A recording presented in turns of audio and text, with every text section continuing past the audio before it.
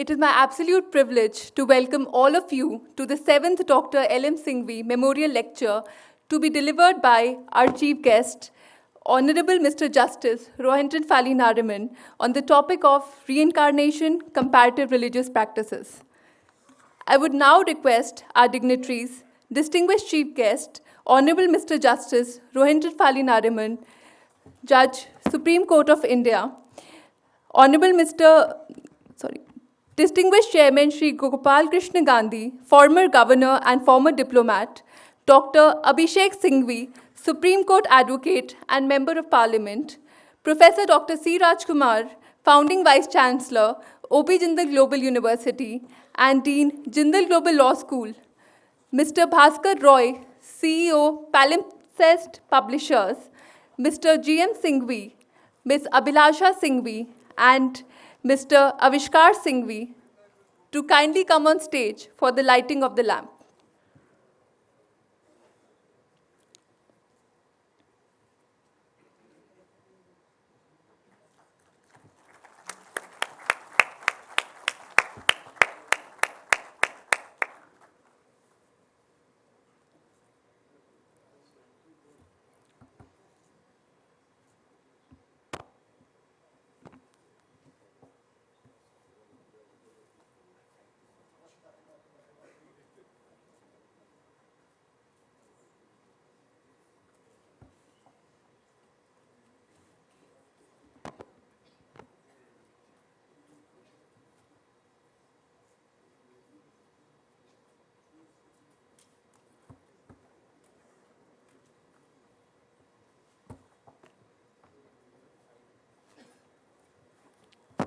Thank you to our dignitaries.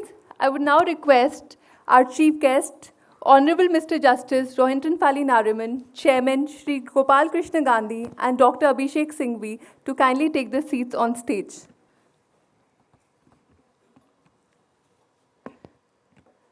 I would kindly request Ms. Abhilasha Singhvi to kindly come on stage and welcome our chief guest, Honorable Mr. Justice Rohinton Fali Nariman, with a bouquet of flowers.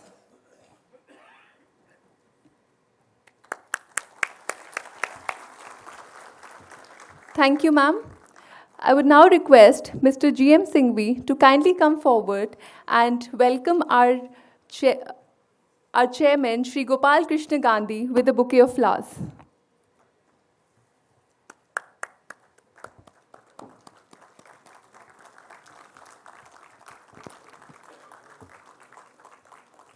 Thank you, sir. I would now request Mr. Rakesh Khanna, President, Supreme Court Bar Association, to present a bouquet of flowers to Dr. Abhishek Singhvi.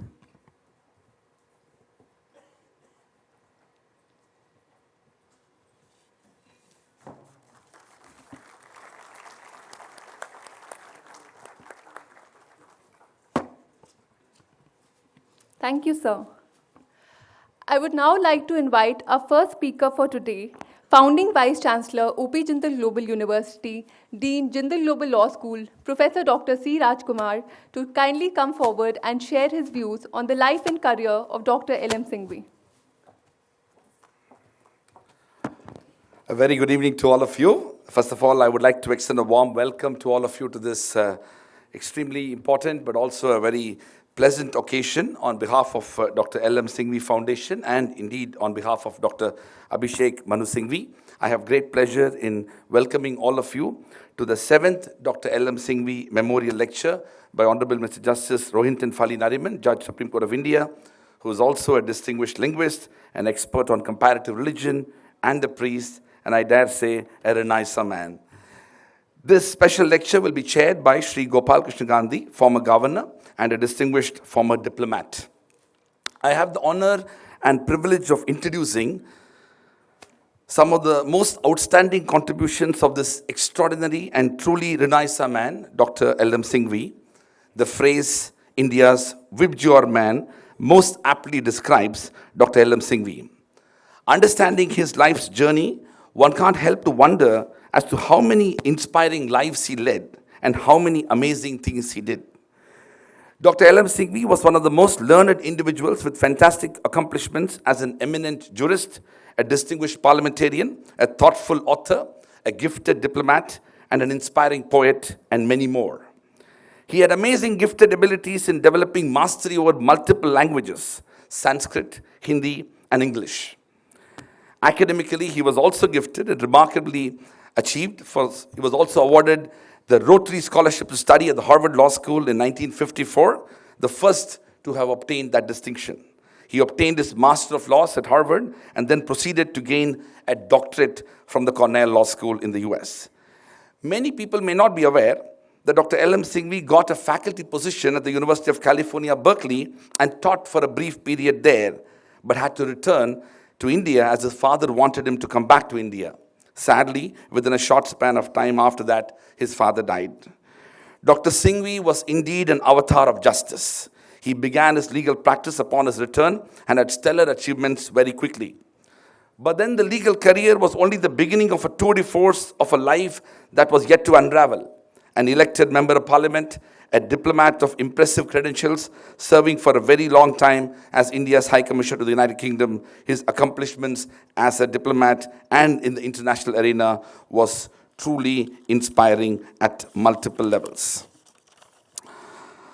Throughout his life of remarkable and diverse achievements, Dr. Singhvi remained a man of ideas. His creative energy was prodigious and multidimensional. As a young member of parliament of the Lok Sabha, Dr. Singhvi proposed and propounded the idea of ombudsman concept vigorously in parliament as early as 1962, when he was barely 31 years of age. In fact, Prime Minister Nehru at that time remarked, and I quote, "To what zoo does this animal belong?" asking about the concept of the ombudsman. And of course, later Dr. Singhvi coined and invented the words Lokpal and Lok Ayukta, and the rest is indeed history.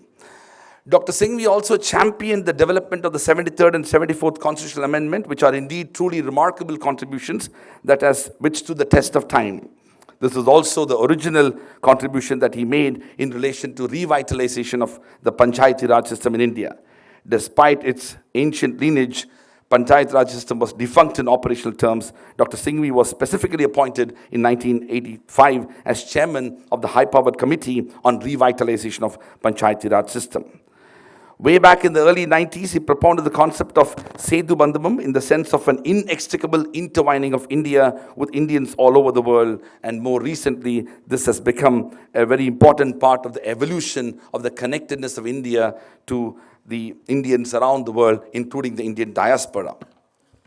I also want to end by saying that Dr. Singhvi spent his entire life speaking truth to power.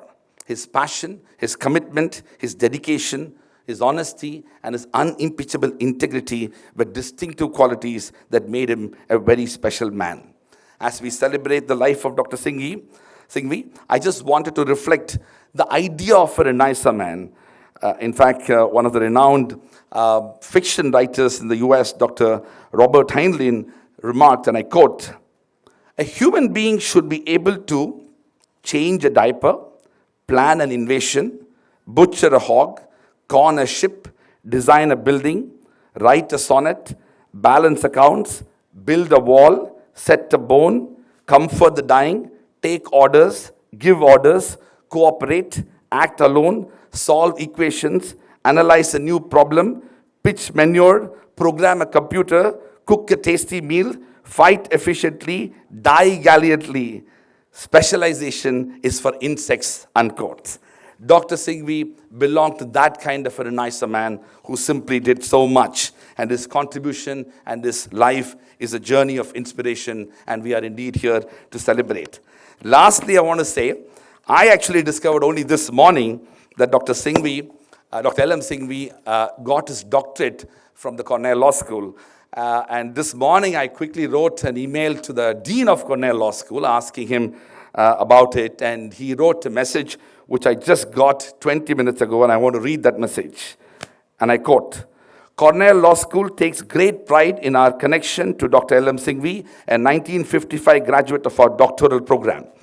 This memorial lecture is a testament to his accomplishments and impact, and we join with everyone present this evening in honoring Dr. Singhvi's memory, unquote. Professor Eduardo Penalver, Alan Tesler, Dean and Professor of Law, Cornell Law School. Thank you very much.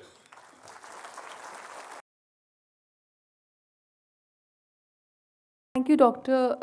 Professor C. Rajkumar, for taking us through the life journey of Dr. L.M. Singhvi. We have Mr. Bhaskar Roy with us here today. He is the CEO of Palimpest Publishers. A lot of work went into writing the coffee table book on Dr. L.M. Singhvi, which is A Journey of a Wise Man. Though Dr. Abhishek Singhvi is the author of the book, repeatedly he has referred to Mr. Bhaskar Roy as the midwife or the ultimate deliverer of the book. With this, I invite Mr. Bhaskar Roy to kindly come on stage and introduce the coffee table book to us.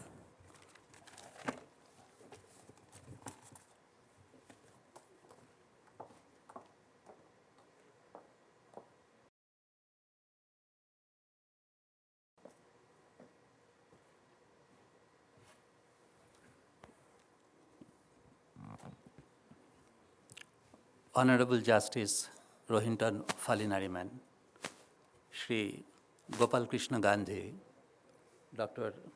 Abhishek Singhvi, and distinguished guests.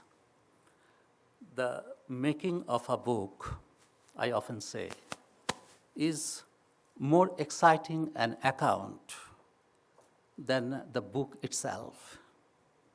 And as the publisher, it's my privilege to tell you the story. I remember I talked to Dr. Abhishek Singhvi at another L.M. Singhvi memorial lecture a couple of years ago about a pictorial biography of his illustrious father. After taking up the project, we realized it was not an easy thing to do. Getting photographs from different phases of Dr. L.M. Singhvi's life. Some of them are now 60, 70 years old, a little grainy, sepia-toned pictures. Getting comments from those familiar with his work. All this very exciting but challenging at the same time. I just read out the names of the contributors to this volume to give you an idea about how challenging the job was. Among those who have written for this book, of course, Kamlaji, at that time she was not well, Dr. Karan Singh, Justice Archie Lahoti, Dr. Muli Manohar Joshi, Shri Gopal Krishna Gandhi, Shri O.P. Jain, Ms. Abhilasha Singhvi, and Mr. Lalit Man Singh. Well, during the long process of publishing the book, I discovered the remarkable man who strode across our national scene in the post-independence era. Of course, Dr. L.M. Singhvi was in politics. As the previous speaker mentioned, he won a Lok Sabha election on a shoestring budget. At a very early age, he was only 28 or 29 at that time. But he was not exactly a politician. He was deeply interested in jurisprudence, in grassroots democracy, in different shades of our culture, in literature, particularly poetry, Sanskrit texts, commonality of religions, and of course, the Indian diaspora. Such a man could not be tied down to a single political party or an ideology. Sri Gopal Krishna Gandhi somewhere said that Dr. Singhvi had friends in every ideological group, but he never identified with any one of them. He was only interested in the very best that they had to offer. Well, I once had an opportunity to share the platform with Dr. L.M. Singhvi. Many of you would recall in the early years of this century, I am talking about 2002, 2003, peace activists from India and Pakistan were coming together to explore possibilities of cooperation, of friendship, to prevent another war. The opening session of one such meet, I remember it was taking place at the India International Center. Imran Khan completely dominated. At that time, he was a lightweight politician in Pakistan, but here, of course, he was hugely popular as a legendary cricketer. In the next session, at the adjacent India Islamic Center, I spoke in the presence of some important leaders from Pakistan. I pointed out that at every crucial juncture of our nationalist movement, Hindu-Muslim solidarity was an obvious source of inspiration. In 1857, at the height of the mutiny, Bahadur Shah Zafar symbolized Indian nationalism. And another 50 years down the line, in 1905, Rabindranath Tagore introduced Rakhi as the unity bond between Hindus and Muslims to defeat Lord Curzon's move to divide Bengal on religious lines. Well, Dr. L.M. Singhvi, as the lead speaker, came at the end to conclude the debate. And to my huge surprise, he opened his speech referring to what I had said. Even today, I cherish his approval as a big compliment. Well, friends, the pages of this book bear testimony to the many initiatives and achievements of that outstanding man of ideas. Dr. Abhishek Singhvi has very competently authored the book. He wrote an illuminating introduction. He captioned every photograph with a lot of care. And as for the production quality of the book, I merely say only palimpsest could do it, and we did it. Our chairman, Mr. Malik, a very dynamic personality. My other colleagues are also here. Mr. Malik is in the audience. All of us work together to make the journey of a wise man one of the best books of the year. Thank you.